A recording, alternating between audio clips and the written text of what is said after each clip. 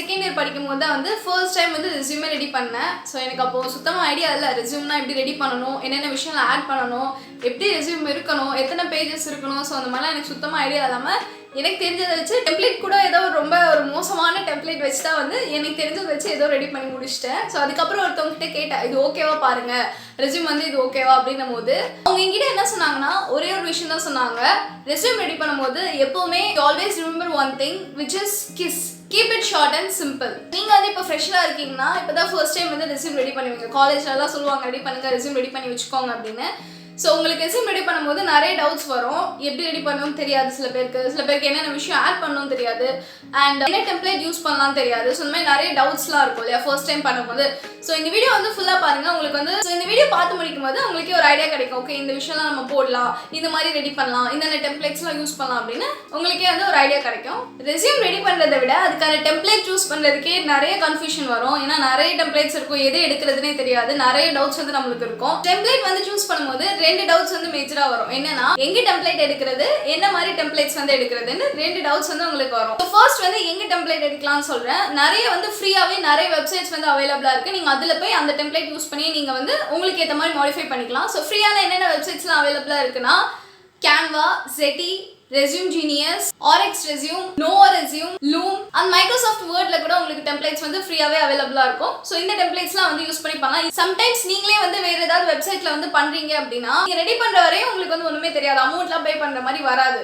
Once வந்து ஃபுல்லாக complete பண்ணதுக்கு அப்புறம் டவுன்லோட் பண்ணும்போது சில டெம்ப்ளேட்ஸ்க்கு வந்து அமௌண்ட் பே பண்ணுற மாதிரி கேட்கும். நான் இப்போ சொன்ன வெப்சைட்ஸ்லாம் வந்து ஃப்ரீயாக தான் இருக்கும். நீங்கள் இந்த வெப்சைட்ஸ் யூஸ் பண்ணியே தாராளமாக கம்ப்ளீட்டாக நீங்கள் பண்ணிக்கலாம். இந்த வெப்சைட்ஸ் எல்லாமே நான் வந்து டிஸ்கிரிப்ஷனில் வந்து லிங்க் ஆட் பண்ணுறேன். ஸோ நீங்கள் அதுலேருந்தே பார்த்துக்கலாம். நெக்ஸ்ட் வந்து என்னன்னா, டெம்ப்ளேட் வந்து கலர் சூஸ் பண்ணும்போது ரொம்ப அப்படியே கான்ட்ராஸ்ட் கலர்ஸ்லாம் போதாது, ரொம்ப dark red, orange, green, so அந்த மாதிரி கலர்ஸ்லாம் போகாமல் ஸோ என்ன மாதிரி கலர் சூஸ் பண்ணலாம்னா, ப்ளூ சூஸ் பண்ணலாம், ஒரு பிளாக் வித் கிரே சூஸ் பண்ணலாம். இல்லை எனக்கு பிளெயினாக தான் வேணும், ஜஸ்ட் வந்து ஹெட்டிங்ஸ் மட்டும் எனக்கு வந்து டார்க்கா இருந்தா போதும்னா அது சூஸ் பண்ணிக்கலாம். ஒயிட் வித் ப்ளூ சூஸ் பண்ணலாம். ஆர் எனக்கு கலரே வேணாப்பா, எனக்கு வந்து ஹெட்டிங்ஸ்க்கு மட்டும் கலர் இருந்தா போதும்னா அந்த மாதிரி டெம்ப்ளேட்ஸ் இருக்கு. ஸோ அந்த மாதிரி சிம்பிளா இருந்தா போதும். ரொம்ப நம்மளோட மொத்த கலை நயத்தையும் நம்ம ரெஸ்யூம்ல காட்டணும்லாம் அவசியம் இல்லை. ரொம்ப அப்படியே டிசைன்ஸ்லாம் இருக்கிற மாதிரி கூட இருக்க வேணாம். சிம்பிளா உங்களுக்கு என்ன டெம்ப்ளேட்ஸ் பிடிச்சிருக்கோ அதை சூஸ் பண்ணா போதும். ஸோ நான் வந்து இன்டர்வியூ பேனலில் இருக்கும் போது எனக்கு இன்டர்வியூ எடுத்தவங்க என்னோட ரெஸ்யூமை வந்து கிட்டத்தட்ட ஒரு 10 செகண்ட்ஸ்குள்ளே தான் பார்த்துருப்பாங்க.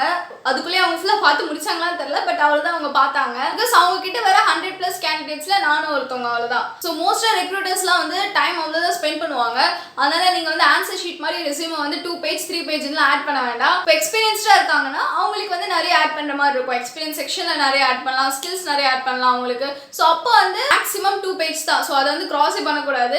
அதுவும் ஃப்ரெஷ்ஷாக இருக்கும் அப்படின்னா நம்மளுக்கு வந்து ஒரு பேஜே தாராளமாக போதும். ஸோ முடிஞ்ச அளவுக்கு அந்த 1 பேஜ்லேயே எல்லாத்தையும் என்னென்னலாம் ஆட் பண்ணுறோம்னு நினைக்கிறோமோ 1 பேஜ்லேயே முடிச்சிடணும் நம்ம. ஸோ எதனால் அப்படின்னா, நீங்கள் வந்து 2 பேஜ் 3 பேஜ் ரெஸ்யூம் போகும்போது அவங்க வந்து சில டைம் படிக்கும்போது அவங்களுக்கே போர் அடிச்சிடும், இத்தனை அவ்வளோ ஆட் பண்ணி வச்சிருக்காங்களேன்னு. இல்லைனா சம்டைம்ஸ் நீங்கள் ஏதாவது இம்பார்ட்டண்ட்டாக ஆட் பண்ணியிருப்பீங்க, அதை ஏதாவது அவங்க மிஸ் பண்ணிடுவாங்க. ஸோ அதனால் மேக்ஸிமம் 1 பேஜ். ஓகே, ஃப்ரெஷ்ஷாக இருந்தால் மேக்ஸிமம் 1 பேஜ் போதும். எக்ஸ்பீரியன்ஸ்டாக இருந்தாங்கன்னா மேக்ஸிமம் 2 பேஜஸ், அவ்வளோதான். நான் ஸ்கூல் படிக்கும் போது இந்த இங்கிலீஷ் காம்போசிஷன், தமிழ் காம்போசிஷன் அப்படிலாம் இருக்கும். பர்சனல் இன்ஃபர்மேஷன் அப்படின்னு ஒரு தனி செக்ஷன் அதுக்கு இருக்கும். ஸோ அதில் வந்து நம்மளோட ஃபுல் டீடைல்ஸ் வந்து இருக்கும். நம்மளோட நேம், நம்மளோட address, email ID, mobile number, father name, mother name, father occupation, marital status, country, religion அப்படின்னு நம்மளோட ஃபுல் டீடைல்ஸ் அதில் இருக்கும். யாராவது நம்மளை பற்றி தெரிஞ்சுக்கணும்னா நம்மக்கிட்ட பேசணும்னு அவசியம் இல்லை, ரெஸ்யூம் கொடுங்க நானே பார்த்துக்கிறேன் அப்படின்ற மாதிரி பர்சனல் டீடைல்ஸ் ஃபுல்லாகவே அதில் இருக்கும். அதெல்லாம் வேணுமான்னு கேட்டால் கண்டிப்பாக வேண்டவே வேண்டாம். அதெல்லாம் தயவு செஞ்சு ஆட் பண்ணாதீங்க. உங்களுக்கு டவுட் ஏதாவது இருக்குது, அதை ஆட் பண்ணுமா வேண்டாமான்னு தெரியலன்னு அப்படின்னா தயவு செஞ்சு ஆட் பண்ணிடாதீங்க அதெல்லாம். பிகாஸ் அவங்களுக்கு ஏதாவது உங்களை பற்றி தெரியணும் அப்படின்னா அது அவங்க இன்டர்வியூலேயே கேட்டுருவாங்க அவங்ககிட்ட. நீங்கள் எங்கேருந்து வரீங்க, உங்கள் பேரண்ட்ஸ் என்ன பண்ணுறாங்க, சிப்ளிங்ஸ் யாராவது இருக்காங்களா, ஸோ அந்த மாதிரி அவங்க வந்து அங்கேயே கேட்டுப்பாங்க. நம்ம தனியாக ரெஸ்யூமில் ஒரு செக்ஷன் போட்டு ஸ்பேஸ் வந்து ஃபில் பண்ணணும்னு அவசியமே இல்லை. தயவு செஞ்சு ஆட் பண்ணாதீங்க. ரெஸ்யூம்லேயே பார்த்தீங்கன்னா அந்த டெம்ப்ளேட்லேயே இருக்கும் உங்களுக்கு. இமெயில் ஐடி ஆட் பண்ணலாம், மொபைல் நம்பர் ஆட் பண்ணலாம், உங்கள் நேம் அண்ட் அட்ரஸ் வந்து உங்களோட ஏரியா அண்ட் உங்களோட கண்ட்ரி ஆட் பண்ணால் போதும். ஃபுல் அட்ரஸ் கூட ஆட் பண்ணணும்லாம் அவசியம் இல்லை. தென் லிங்க்டின் ஐடி வச்சுருந்தீங்கன்னா அதை ஆட் பண்ணிக்கோங்க. ஓகே, இன்ஸ்டாகிராம் ஐடி அந்த மாதிரி ஐடிஸ்லாம் ஆட் பண்ணி யாரும் பண்ண மாட்டாங்க. ஸோ அதெல்லாம் தேவையில்லை. லிங்க்டின் ஐடி இருக்கும் இல்லையா, ஸோ அது இருந்ததுன்னா ஆட் பண்ணிக்கோங்க. இல்லை யூடியூப் சேனல் வச்சுருக்கீங்க, அதில் வந்து எஜுகேஷன் கான்டென்ட்லாம் போடுறீங்கன்னா அந்த டைம் அது கூட நீங்கள் ஆட் பண்ணிக்கலாம். அண்ட் இது கூடவே இன்னொரு டவுட்டும் வரும். என்னன்னா, நம்மளோட ஃபோட்டோ வந்து ஆட் பண்ணணுமா வேண்டாமா அப்படின்னு. ஏன்னா சில டெம்ப்ளேட்ஸில் வந்து ஃபோட்டோ ஆட் பண்ணுற மாதிரி இருக்கும் அதுலேயே. ஸோ அந்த மாதிரிலாம் தான் நம்ம ஒன்றுமே பண்ண தேவையில்ல. ஜஸ்ட் வந்து ரைட் கிளிக் பண்ணி டெலிட் ஆர் கட்டுன்னு ஒரு ஆப்ஷன் இருக்கும். ஸோ அது கொடுத்தா அது வந்து போயிடும். ஸோ அதெல்லாம் தேவையே இல்லை, மேண்டேட்ரி கிடையவே கிடையாது ப்ரொஃபைல் ஃபோட்டோ. இன்கேஸ் கம்பெனிலேருந்தே வந்து ஆட் பண்ண சொல்கிறாங்க, ஒரு ஜாப் டிஸ்கிரிப்ஷனில் வந்து உங்களோட ஃபோட்டோ வந்து ஆட் பண்ண சொல்கிறாங்க ரெஸ்யூம்லனா அந்த டைம் ஆட் பண்ணிக்கலாம், இல்லைனா வந்து தேவையே இல்லை. நெக்ஸ்ட் திங் என்னென்னா, ரெஸ்யூம் வந்து ரெடிலாம் பண்ணிட்டு இருக்கீங்க அப்படின்னா கண்டென்ட் போடுறதுக்கு ஒன்றுமே இல்லையே, டெக்னிக்கல் ஸ்கில்ஸில் என்ன போடுவேன் எனக்கு ஒன்றுமே இல்லை அப்படின்ற மாதிரி டவுட்ஸ் வரும் சில பேருக்கு. என்னன்னா அது நம்மளுக்கு ஒன்றுமே இல்லை, என்னதான் போடுறது அப்படின்ற மாதிரி இருக்கும். அந்த டைம் நம்ம என்ன தெரியுமா பண்ணுவோம், ஃப்ரெண்ட்ஸ்லாம் என்ன ஆட் பண்ணியிருக்காங்கன்னு பார்ப்போம். சில டைம் நம்மளோட மோஸ்ட்மாக அவங்க ஒன்று கூட ஆட் பண்ணாமல் இருப்பாங்க, இல்லை நம்மள மாதிரி இருப்பாங்க. சில டைம் நம்மளோட அதிகமாக ஆட் பண்ணியிருப்பாங்க. ஸோ அந்த மாதிரி இருக்கும்போது அவங்க கிட்ட இருந்து கொஞ்சம் பாயிண்ட்ஸ்லாம் எடுத்து நம்மளும் ஆட் பண்ணி வச்சுப்போம். ஸோ எந்த இடத்துல கரெக்டாக மாட்டுவோம்னா, இந்த இன்டர்வியூவில் வந்து நிறைய கொஷின்ஸ் டெக்னிக்கல் ரவுண்டில் வந்து நம்ம ரெஸ்யூமில் என்ன ஆட் பண்ணியிருக்கோமோ அதுலேருந்து தான் வந்து most of the time questions வந்து இருக்கும். ஸோ நான் வந்து ஒரு 3 to 4 இன்டர்வியூஸ் அட்டன் பண்ணியிருக்கேன். எனக்கு கேட்ட கொஷின்ஸ் எல்லாமே என்னோட ரெஸ்யூம்லேருந்து தான் இருந்தது. அட்லீஸ்ட் ஒரு கொஸ்டினாவது ரெஸ்யூம்ல இருந்து கேட்டுருவாங்க. நம்மளோட நேரத்துக்கு நம்ம தெரியாம போட்டு வச்சிருப்போம் ரெஸ்யூம்ல ஒண்ணு, நம்மளுக்கு அப்படின்னா என்னன்னே தெரியாது, சரி ஃபில் பண்ணதுக்காக இருந்துட்டு போட்டுமே அப்படின்ற மாதிரி போட்டு வச்சிருப்போம். கரெக்டா அந்த கொஸ்டின் தான் கேட்பாங்க. நம்மளுக்கு ஒரு கொஸ்டின் தெரியலன்னா பரவாயில்ல, கேட்குற எல்லா கொஸ்டினும் தெரியாமலே இருந்தா கிளியரா கண்டுபிடிச்சிருவாங்க, சும்மா பேஜ் ஃபில் பண்றதுக்காக ஆட் பண்ணி வச்சிருக்காங்க அப்படின்னு.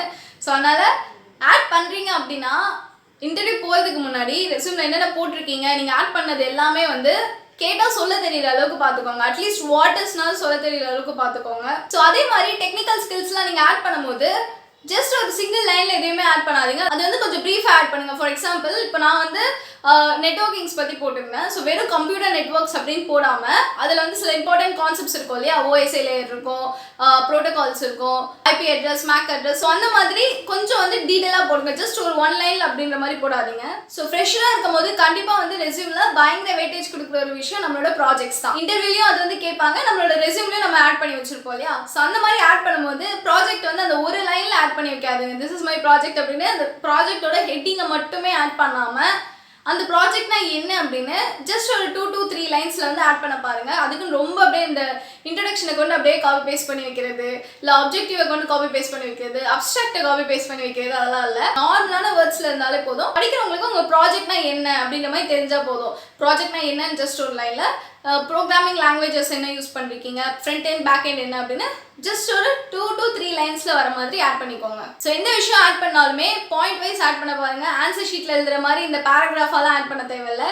பாயிண்ட் வைஸ் வந்து இருந்தால் தான் பார்க்க வந்து நீட்டாக டக்குன்னு உங்களுக்கு வந்து தெரியும் பார்க்கும்போது. ஸோ அதனால் பாயிண்ட் வந்து யூஸ் பண்ணுங்கள் எல்லாத்துக்கும். அண்ட் லாஸ்ட் திங் என்னன்னா, நிறைய பேர் இது ஃபாலோ பண்ணுறதுலாம் இல்லை, பட் சில பேருக்கு ஒரு டவுட் இருக்கும். பிகாஸ் நான் வந்து ஃபர்ஸ்ட் டைம் ரெஸ்யூம் பண்ணும்போது இதெல்லாம் கொண்டு ஆட் பண்ணி வச்சேன், எனக்கு அப்போ தெரியல சுத்தமாக. ஓகே, பிகாஸ் ஸ்கூல் படிக்கும்போது அந்த ரெஸ்யூம் ரைட்டிங்லாம் வரும்போது நாங்கள் இதெல்லாம் ஆட் பண்ணுவோம். ஸோ அதனால் நானும் வந்து இதை ஆட் பண்ணேன். இத்தனைக்கும் டெம்ப்ளேட்லேயே இல்லை, ஏன்னா டெம்ப்ளேட்லேயே கொடுக்கலையே, இது எப்படி விட்டாங்க, நம்மளே தனியாக வந்து கீழே ஆட் பண்ணி வைப்போம் அப்படின்னு ஆட்லாம் பண்ணி வச்சேன். என்னன்னா செல்ஃப் டிக்ளரேஷன், அதெல்லாம் ரொம்ப ஆதி காலத்து டெக்னிக் அது. ஸோ அதெல்லாம் தேவையே இல்லை, நிறைய பேர் பண்ணதில்லை. இப்போ டெம்ப்ளேட்லேயும் இருக்காது, நிறைய பேர் பண்ணவும் மாட்டாங்க. பட் சில பேருக்கு ஒரு டவுட் இருக்கும், இது ஆட் பண்ணணுமா வேண்டாமா. ஸோ இதுவும் நம்மளோட ஃபோட்டோ அண்ட் அந்த பர்சனல் இன்ஃபோ மாதிரி தான், தேவையே இல்லை. அதனால செல்ஃப் டிக்ளரேஷன், இந்த பர்சனல் இன்ஃபர்மேஷன் அண்ட் நம்மளோட ஓன் ஃபோட்டோ இதெல்லாம் வந்து ஆட் பண்ணாமல் இருந்தால் ரொம்ப நல்லாயிருக்கும் ரெஸ்யூம். இப்போ உங்களுக்கு வந்து ரெஸ்யூம் எப்படி ரெடி பண்ணலாம்னு ஒரு சின்ன ஐடியா கிடச்சிருக்கும். ஓகே, இந்தந்த விஷயம்லாம் இருக்கலாம், இப்படிலாம் டெம்ப்ளேட் சூஸ் பண்ணலாம், இந்த விஷயம் யூஸ் பண்ண வேணாம் அப்படின்னு.